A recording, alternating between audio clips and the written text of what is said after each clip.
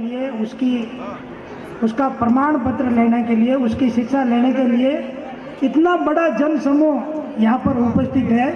मैं बहुत अभिभूत हूँ। आप सबका इस शिक्षा के मंदिर में स्वागत है, अभिनंदन है। अब जो इसमें से हम जन समूह देख करके बात कर रहे थे कि भाई अधिकांश लोग तो ये औपचारिक स्कूल में पढ़ने वाले हैं। ओपन स्कूलिंग की जगह इन स्कूलिंग, ये जो क्लोज स्कूलिंग है ना हमारी, उसमें पढ़ने वाले हैं। फिर भी आप ओपन स्कूलिंग में हैं। ओपन का मतलब खुला। आपको सरकार ने काफ़ी सारी सुविधाएं दी है, सरकार की मानता है। तो मैं समझता हूं कि आप लोग फिर भी अभी ये शिक्षा ले रहे हैं। शिक्षा मनुष्य के काम की है, क्योंकि मनुष्य का जन्म तो सहज ही होता है, लेकिन उसको मनुष्यता शिक्षा से मिलती है। ऐसा कहा जाता है man is a social animal. मनुष्य भी एक सामाजिक जानवर है। एनिमल किसको कहते हैं? जानवर। तो हम भी एक जानवर हैं, जानवर की तरह जन्म लेते हैं। छोटे बच्चे को देखा आपने, जो हाथ में पड़ा वो खा लेता है, मुंह में डाल देता है, कचरा हो चाहे मिट्टी हो वगैरह। लेकिन धीरे धीरे जब स्कूल में जाता है, अनुशासन सीखता है, शिक्षा से अभिभूत होता है, तब वो मनुष्य बनता है। आप लोग शिक्षा लेने के लिए यहाँ आए हैं। अब भी बहुत समय है। ओपन स्कूलिंग के द्वारा भी पढ़ करके कई लोगों ने आगे बढ़ करके नौकरियां पाई है। और मैं समझता हूँ आप लोग भी ये जो शिक्षा ले रहे हैं उससे नौकरी पाने में सफल होंगे। हमारी शुभकामनाएं आपके साथ हैं। अब ये जो personal PCP personal contact programme, व्यक्तिगत संपर्क शिविर, इसका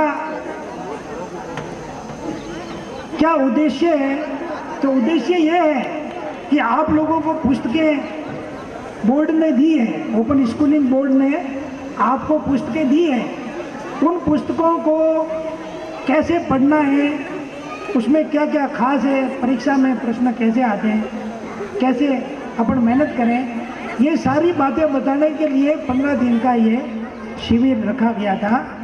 मैं समझता हूँ आप लोगों ने उसमें सार्थक प्रयास किया होगा। काफ़ी बहनें ये गीत वगैरह गाने में बहुत उत्साहित थी, तो मेरा मन कर रहा था कि आप में से कोई व्यक्ति आवे और इस शिविर में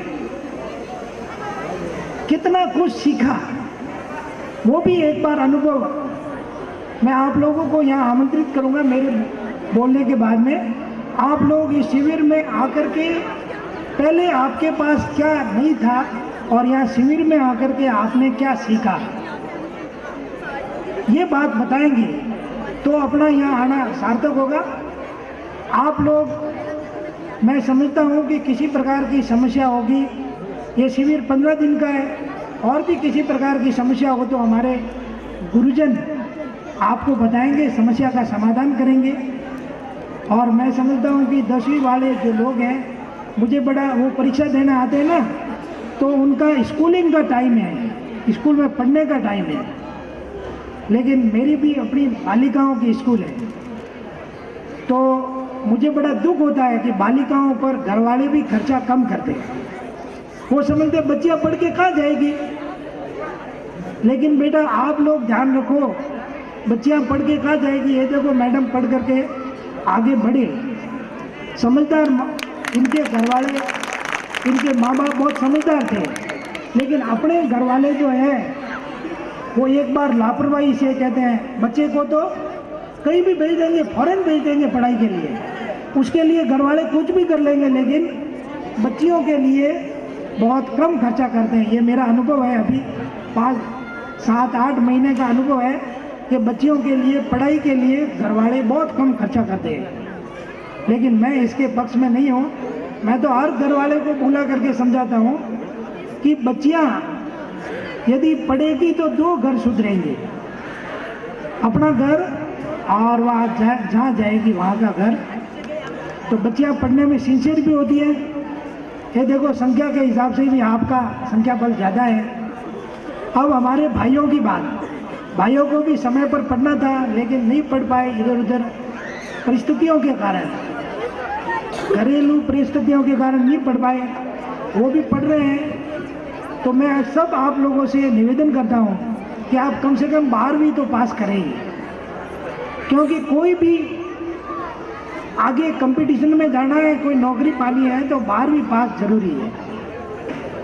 आंगनवाड़ी कार्यकर्ता है कि या कोई छोटी मोटी भी नौकरी के लिए आप लोग जो बड़ी योग्यता है, अच्छी ऊंची पढ़ाई वाले, उनको प्राथमिकता मिलती है। इसलिए आप लोग ये जो ओपन स्कूलिंग के द्वारा पढ़ रहे हैं वो बहुत अच्छी बात है, लेकिन आपके जो भाई बहनें जो भी रेगुलर स्कूलों में पढ़ रहे हैं उनको प्रेरित करें कि वो रेगुलर स्कूलों में कम से कम 12वीं पास तो करें, क्योंकि 12वीं की स्कूल तो आजकल हर एक पंचायत मुख्यालय पे सरकार ने खोल रखी है।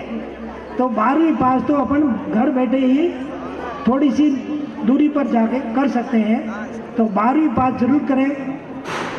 अब भाइयों के लिए भी कोई भी लाइसेंस बनाना है तो अनपढ़ का आजकल लाइसेंस नहीं बनता, तो लाइसेंस बनाना है, पासपोर्ट बनाना है, फिर पढ़े लिखे हो तो कहीं भी पेशावर जाने पर पढ़ा लिखा व्यक्ति है तो मुनीम बनता है, नहीं तो अनपढ़ आदमी है तो उसको वो झाड़ू मास्टर, पोछा मास्टर बनता है। तो पढ़ाई का सब जगह महत्व है। आप लोग पढ़ाई का महत्व समझें, अच्छी तरह से पढ़ाई करें और एक ही बार में सभी पेपर क्लियर कर दें, बार बार आपको नहीं आना पड़े। सरकार तो चाहती है कि हर बार आप फीस भरते रहे और परीक्षा देते रहे।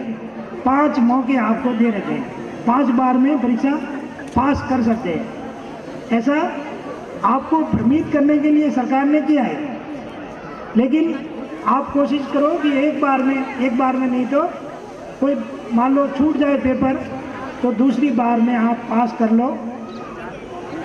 इस प्रकार का आप दृढ़ निश्चय करें। आप सब लोगों ने, मैं समझता हूँ कि अच्छा ज्ञान लिया होगा, कोई भी समस्या रही होगी तो और भी कभी भी आकर के आप ये समस्या का समाधान यहाँ से पा सकते हैं। आपका धन्यवाद, अभिनंदन।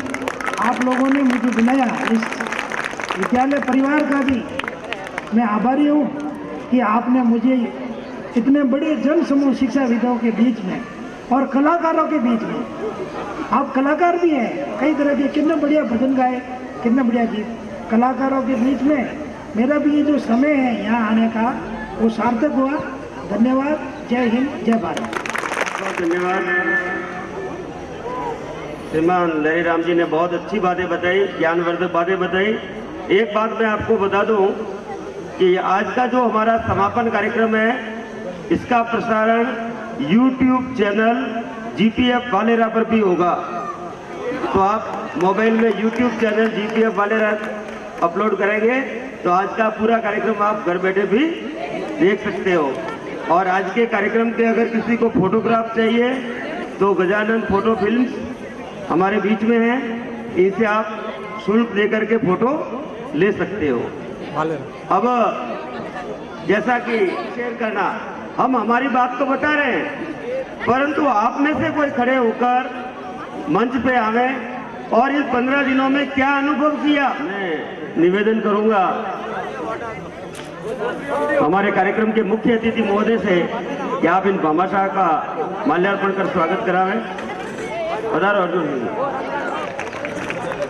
15 दिन तक इन्होंने जलपान की व्यवस्था की है।